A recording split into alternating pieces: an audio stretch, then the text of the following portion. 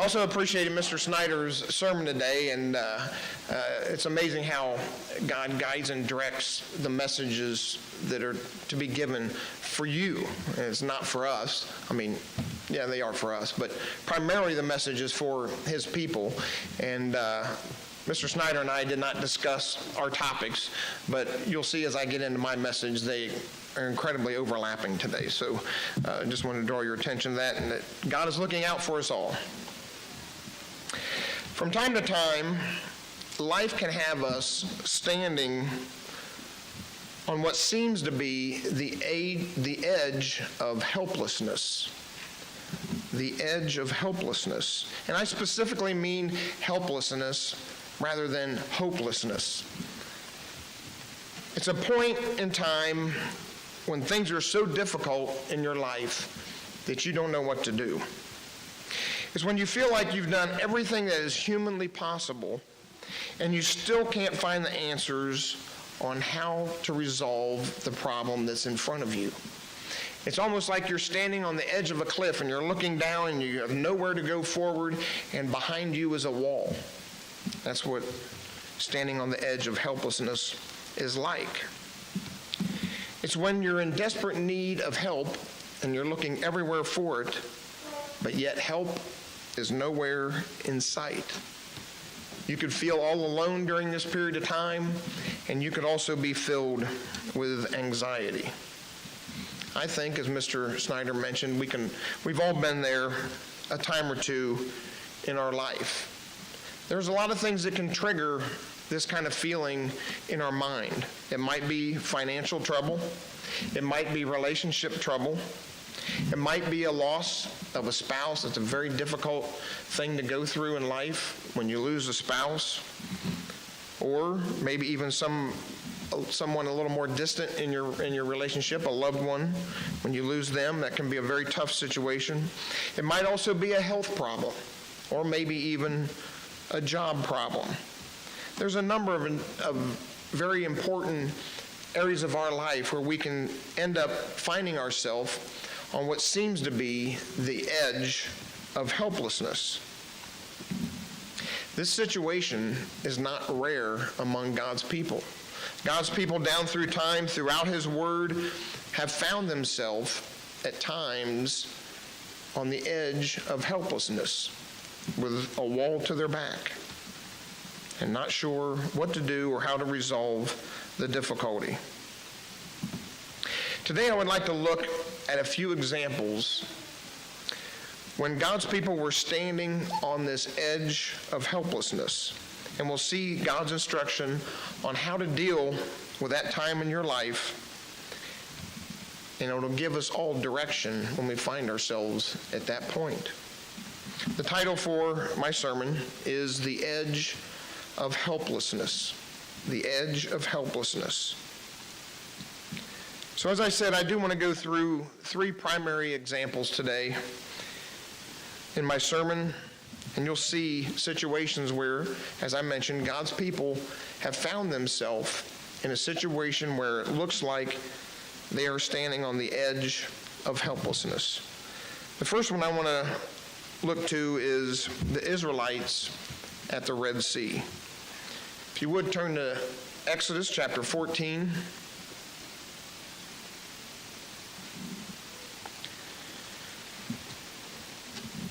Exodus chapter 14. And we'll pick up the story in verse 5.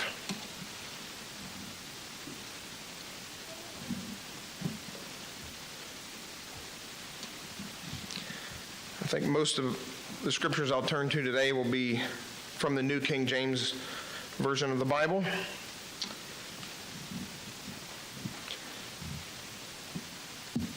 Exodus chapter 14, verse 5. It says, "Now it was told the king of Egypt that the people had fled.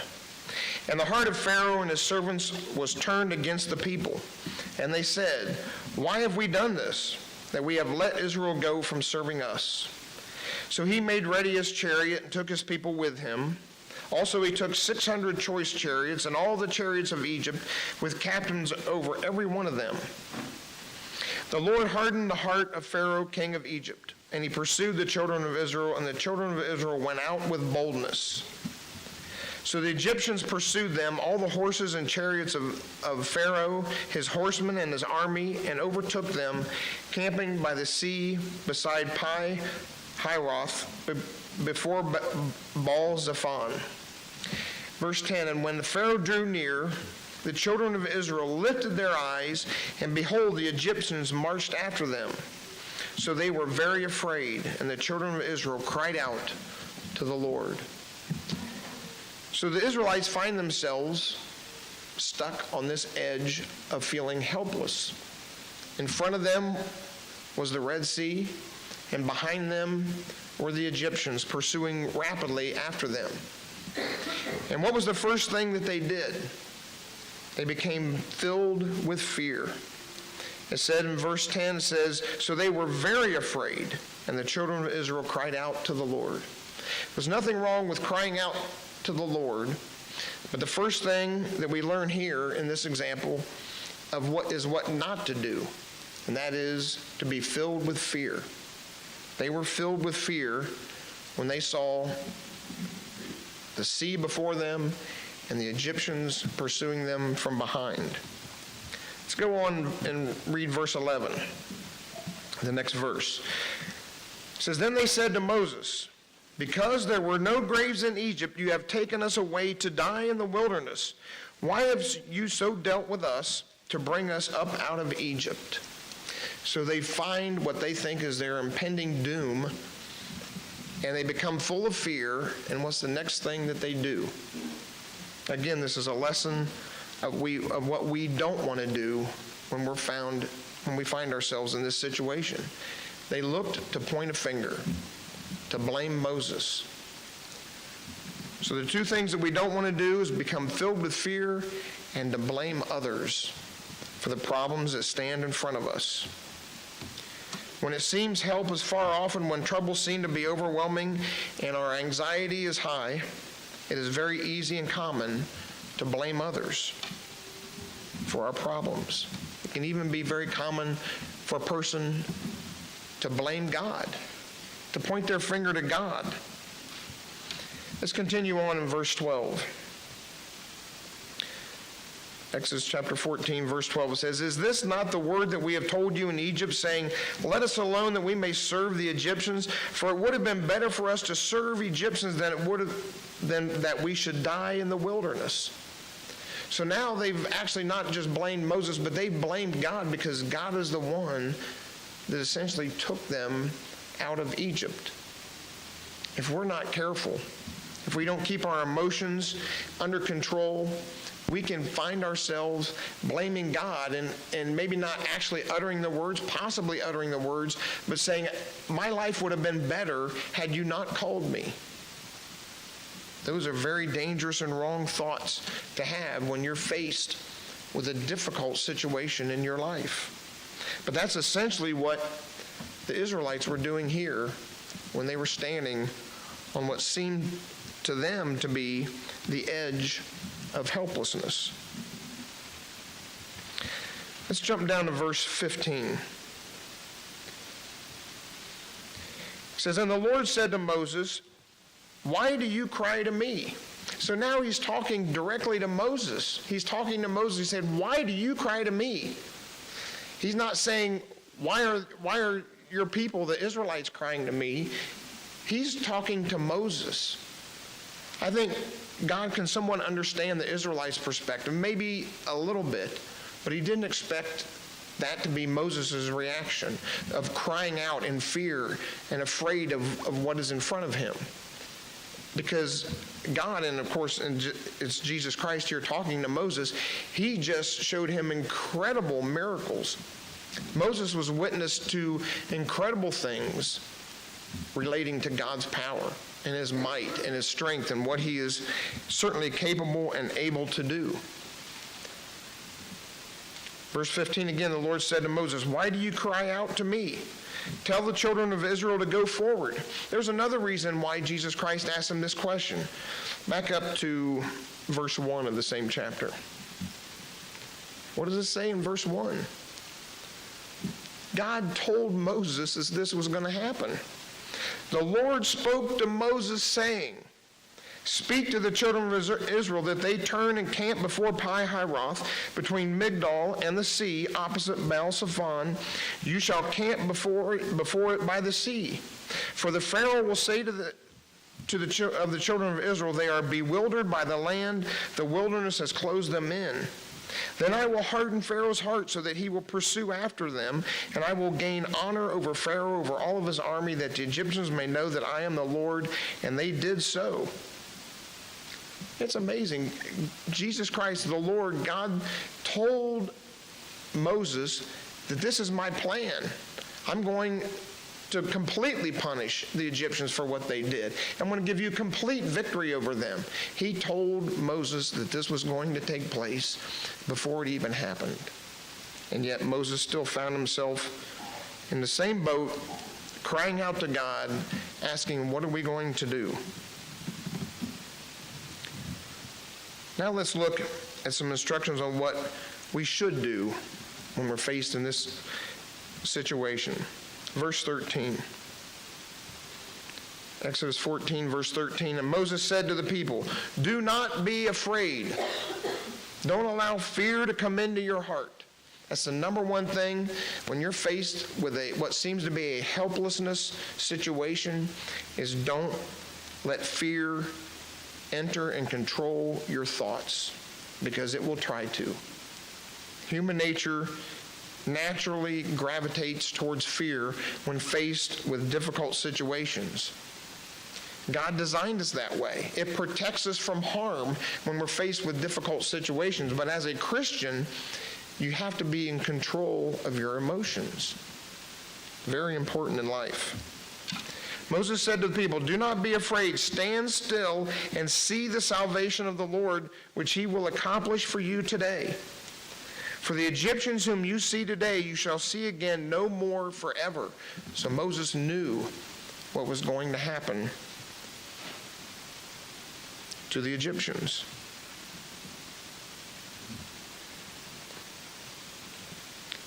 The big problem with fear is when we allow it to dominate and control our minds, and thereby we make decisions in our life with fear in our minds, is it removes all opportunity for faith. Fear takes away faith completely from our life. God told Moses and the Israelites to stand still, to stop what you're doing, control yourself, and see the saving hand of Jesus Christ. He wants his people, all of us, when we're standing in what seems to be a helpless situation, to be at peace and to turn our troubles over to Jesus Christ completely. Let's go to John chapter 14, verse 17.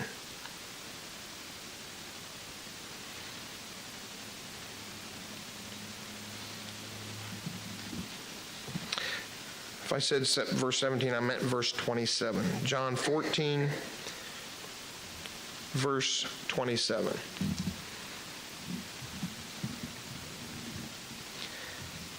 This is Jesus Christ speaking here. It's the same Jesus Christ that just gave Moses and the Israelites instruction on how to deal with their difficulty.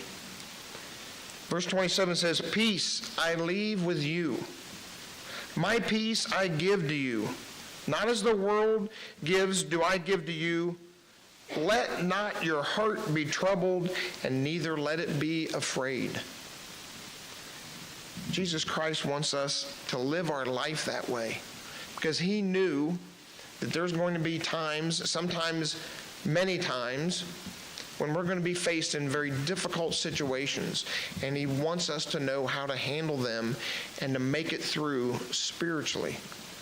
We may not make it through all of our battles physically. In fact, we know that we won't, because physically our life has an ending point at some time. But spiritually is the important thing, that we make it through the tough times. Jesus Christ said, "Be at peace. Do not let your heart be troubled. Do not be afraid." When it comes to helping us with our trials, what's harder for God?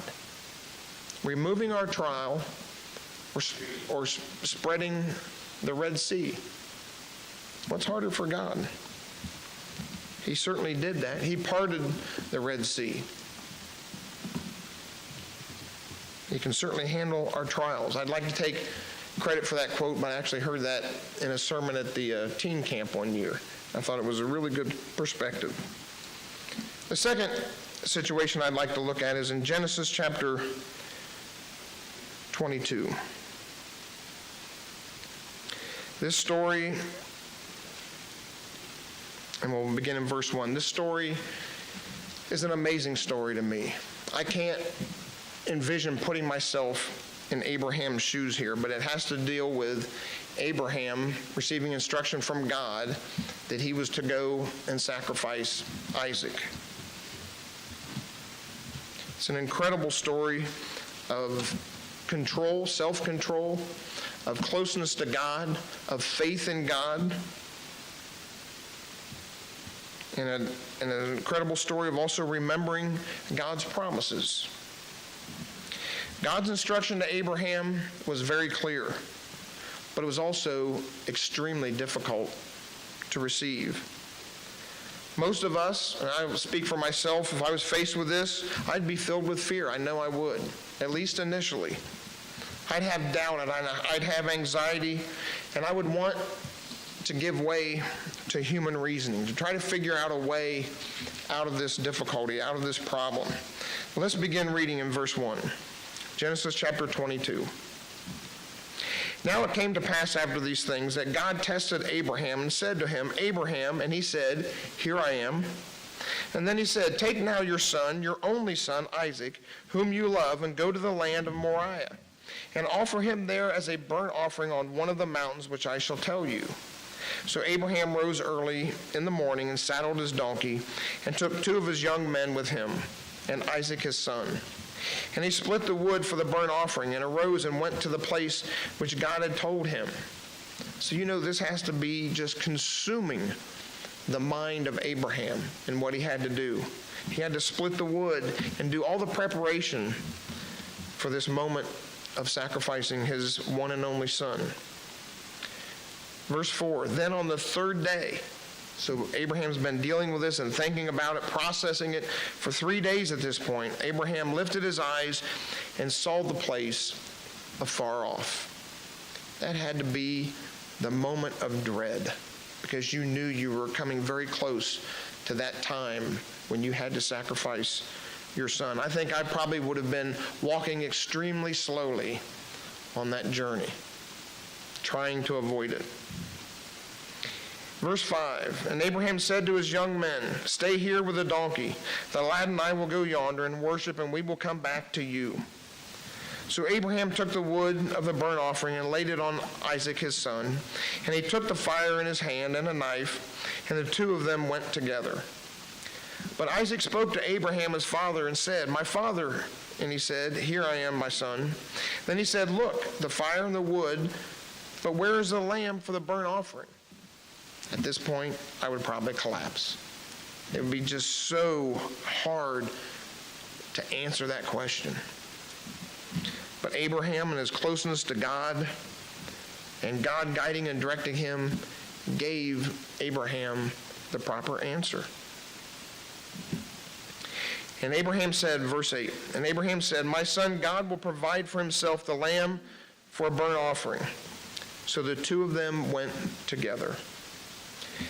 Then they came to the place which God had told him. And Abraham built an altar there and placed the wood in order. And he bound Isaac his son and laid him on the altar upon the wood. And Abraham, verse 10, and Abraham stretched out his hand and took the knife to slay his son. Very tough situation to be in. At that time, Abraham had to be filled with emotion, and at the same time, praying to God for strength, for help, for control of his emotions so that he could fulfill God's command to him.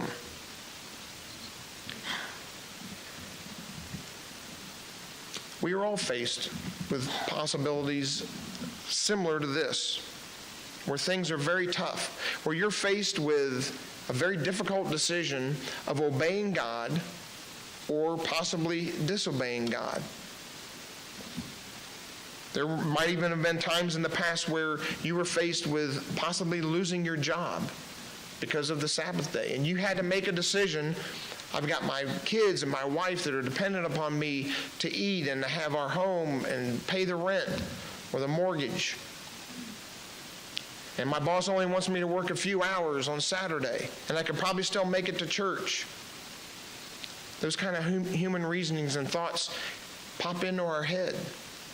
But as Christians and those that are called by God, His command to us is very clear on what we are to do. The same scenario might play out in the saving of our first or second tithe. Sometimes these are very difficult decisions. But just as God told and inspired Abraham to tell Isaac, God will provide the lamb. He will take care. He will be our provider. The Lord will 100% provide. Let's continue reading on the story. Verse 11. But the angel of the Lord called to him from heaven and said, Abraham, Abraham. So he said, Here I am. At that point, Abraham had to just have complete relief flow over his body. And he said, Do not lay your hand on the lad or do anything to him, for now I know that you fear God, since you have not withheld your son, your only son, from me. Then Abraham lifted his eyes and looked, and there behind him was a ram caught in a thicket by its horns. So Abraham went and took the ram and offered it up for a burnt offering instead of his son. And Abraham called the name of the place, The Lord Will Provide. That's the important thing that we have to take away from this story, is that God is our provider. He will take care of us. He may wait in our own personal lives until we follow His command all the way to raising our hand, just as Abraham did. It may end sooner. It's up to God. He knows the perfect timing for all things. But when God was looking down upon Abraham, He knew when Abraham raised his arm that that was the hardest point of coming to sacrificing his son. And He knew that he did it. And he knew that in his heart he was going to obey God 100%, no matter what happened after that. It's a tough situation to be in. But the important thing is for us to take away from this story is to realize that God will provide for us. So how was Abraham able to accomplish this? What gave him the strength as he was standing there with his son bound, laying upon the stack of wood? What gave him the strength to go ahead and take the knife and to raise his hand? I believe because he, throughout this entire difficult time, kept telling himself what God had promised him. He remembered the promises from God. What was that promise that God gave Abraham? Well, let's look back and find out. Genesis chapter 17.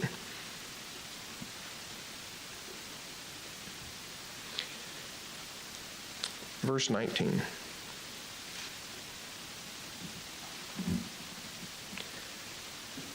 God told Abraham His plan, just as He told Moses as they were being faced with this very difficult situation of being cornered in. God told Abraham His plan for Isaac.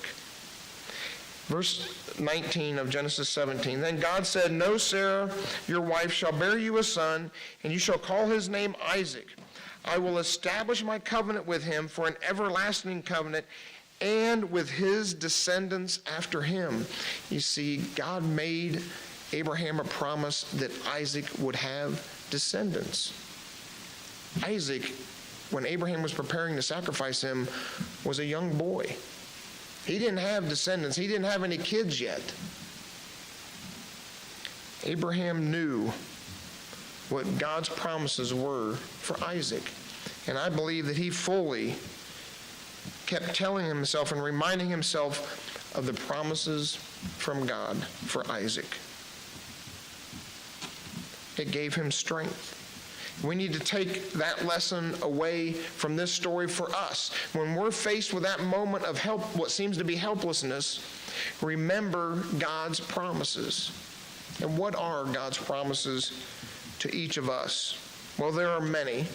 God's whole word is filled with promises to his people. But let's look at some that we can never afford to forget. Deuteronomy chapter 31, verse 8.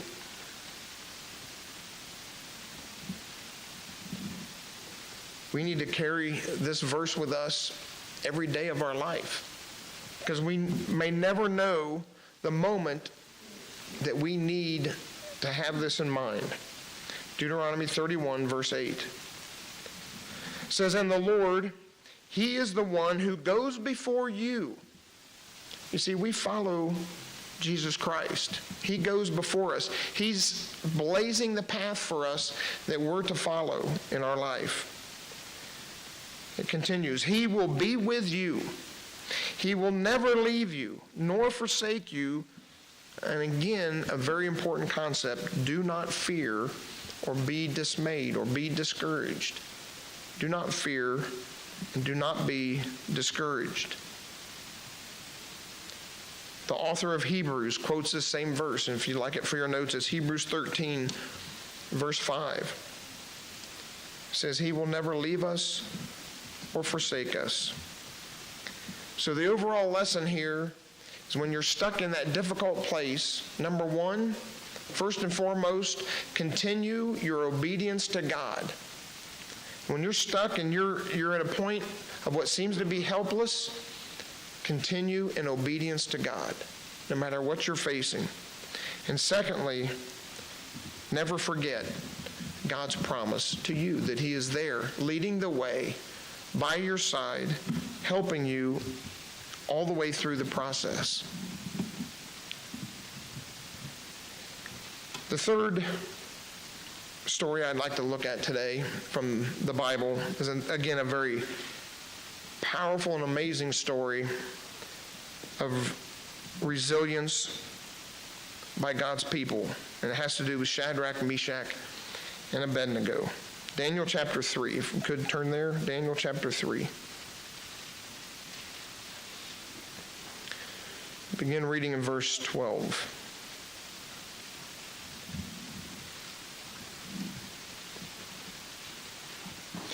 As you know, Shadrach, Meshach, and Abednego would not fall down and worship the gold image of King Nebuchadnezzar, nor would they worship his gods.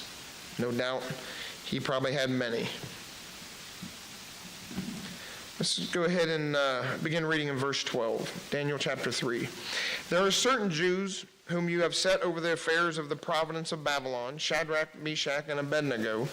These men, O king, have not paid due regard to you. They do not serve your gods or worship the gold image which you have set up." Then Nebuchadnezzar, in rage and fury, gave the command to bring Shadrach, Meshach, and Abednego. So they brought these men before the king. Nebuchadnezzar spoke, saying to them, "Is it true, Shadrach, Meshach, and Abednego, that you do not serve my gods or worship the gold image which I have set up?"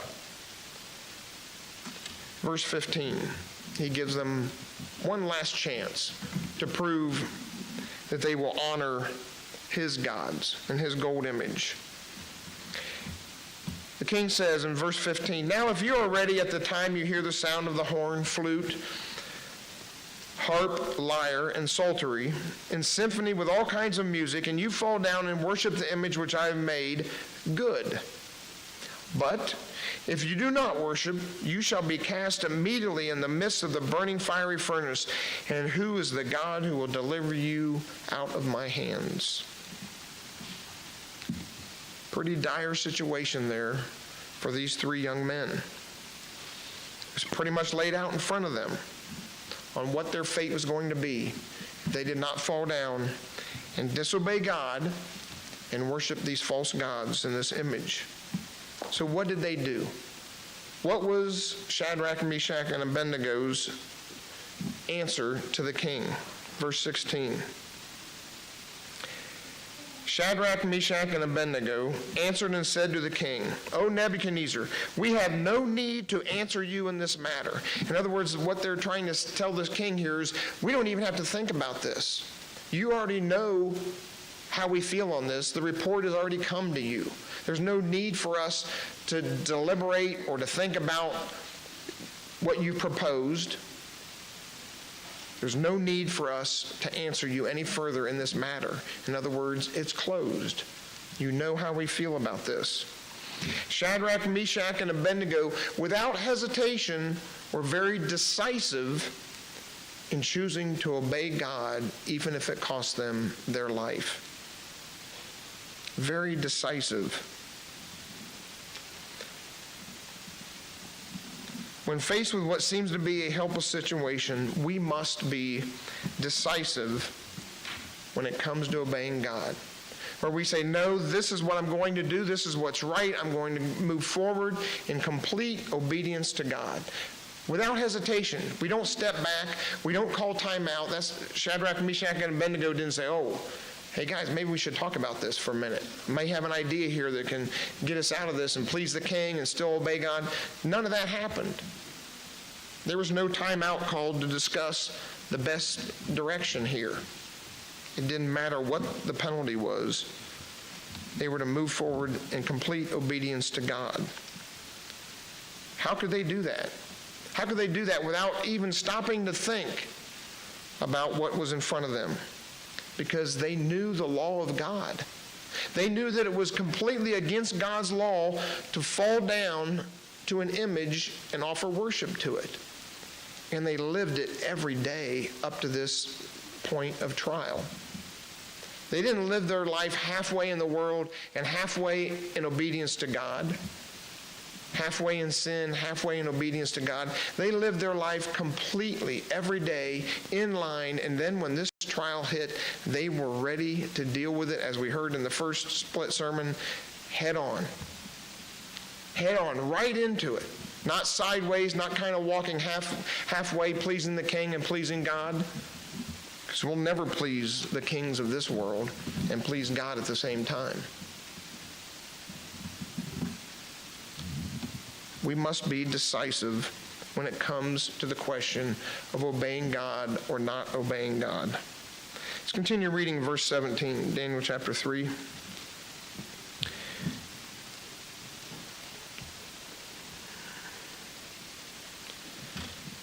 Daniel chapter 3, verse 17 says, if that is the case, meaning they'll be cast into the fire, our God whom we serve is able to deliver us from the burning fiery furnace, and he will deliver us from your hand, O king. Very bold, very full of faith in what God's ability is to do. They told the king, if you cast us into the fire, it won't matter if it's God's will that we live through it. Verse 18. Of course, they also knew that there's a chance they could die. There was a chance that they could die at the same time. Verse 18, but if not, meaning if they don't live, let it be known to you, O king, that we do not serve your gods, nor will we worship the gold image which you've set up. Again, very bold in their faith, very bold in their approach to this king, respectful, yes, but bold to the king, saying, we will not disobey our God and fall down to your false images. Going on in verse 19, it says, then Nebuchadnezzar was full of fury, and the expression on his face changed towards Shadrach, Meshach, and Abednego, and he spoke and commanded that they heat the furnace 7 times more than was usually heated. And he commanded certain mighty men of valor who were in this army to bind Shadrach, Meshach, and Abednego and cast them into the burning fiery furnace. Then these men bound in their coats, their trousers, their turbans, and other garments, and were cast in the midst of the burning fiery furnace. Therefore, because the king's command was urgent and the furnace exceedingly hot, the flame of the fire killed those men who took up Shadrach, Meshach, and Abednego. That's pretty hot. That's pretty hot when the flames jump out and devour those that are throwing Shadrach, Meshach, and Abednego into this furnace. It's also a very powerful statement from God that what they intended to do to his holy people, these three men.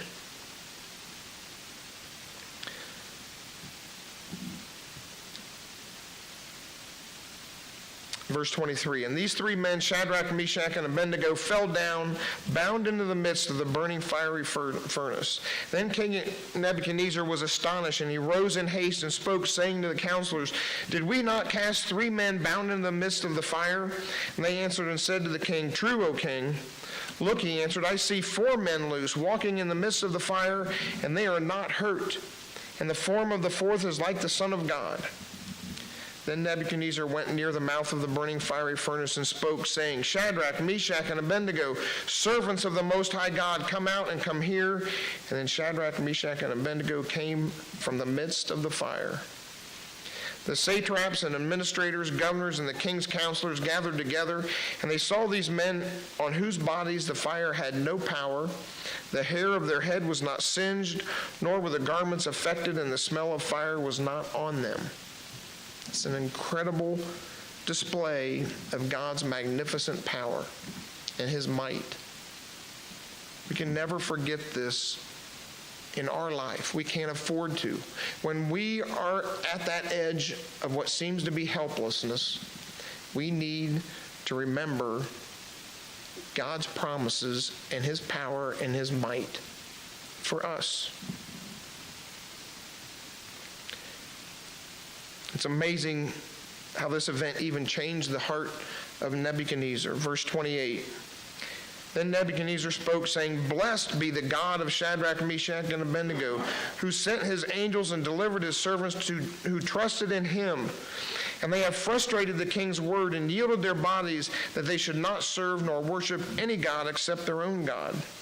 Therefore I make a decree that any people, nation, or language which speaks anything amiss against the God of Shadrach, Meshach, and Abednego shall be cut in pieces, and their houses shall be made an ash heap, because there is no other God who can deliver like this. As astonished as Nebuchadnezzar was, I think he just considered that another God on the same equality of his gods, except their God was a little bit more powerful. He did recognize that. That's the problem when you have so many gods around you, and Nebuchadnezzar certainly did. He created gods for everything.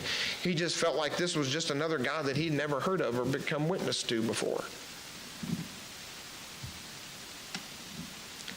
But what a tough situation for Shadrach, Meshach, and Abednego. No doubt before they were cast into that fiery furnace, they could see the flames. Probably they could feel the heat if it was heated 7 times its normal temperature. And yet they completely trusted in God the Father and Jesus Christ to help them, to be there with them, and to guide them and direct them. So when we're standing on the edge of what seems to be a helpless situation, always remember that in reality, it's not a helpless situation.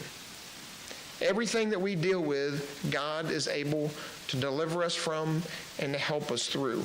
And he promises to do that. We actually, God tells us in Scripture that we are in the palm of God's right hand. Let's look at that. Isaiah chapter 41.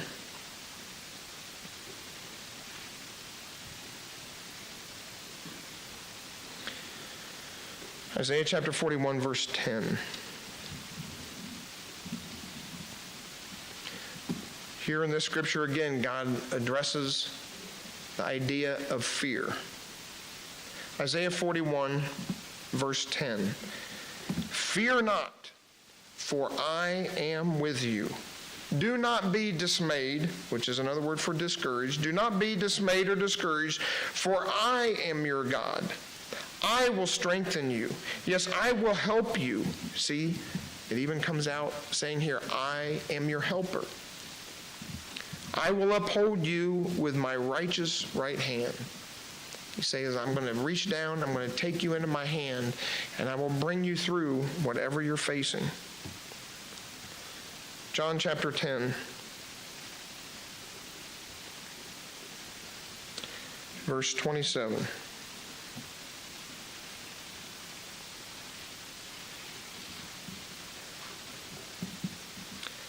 John chapter 10, verses 27 through verse 30. This is a message from Jesus Christ to each and every one of you and to me. Verse 27. My sheep hear my voice, and I know them, and they follow me. I give them eternal life, and they shall never perish. Neither shall anyone snatch them out of my hand. See, so Jesus Christ is saying that you are secure in his hand. He's speaking of your eternal life. You are secure in his hand. Verse 29, my Father who has given them to me is greater than all, and no one is able to snatch them out of my Father's hand. I and my Father are one. So Jesus Christ and God the Father are there for us every day of our life. It doesn't matter what we're facing. It doesn't matter how helpless it seems to us from a physical standpoint. God and Jesus Christ are there with you every day. They hold you in their hand, and they hear your prayers, and they know what you're feeling. But we need to keep our focus to always obey God, to be decisive when we're faced with a possibility to compromise in our obedience to God. And we need to walk forward and have full faith that God will deliver us no matter what we're facing. Hope the rest of your Sabbath day is very special.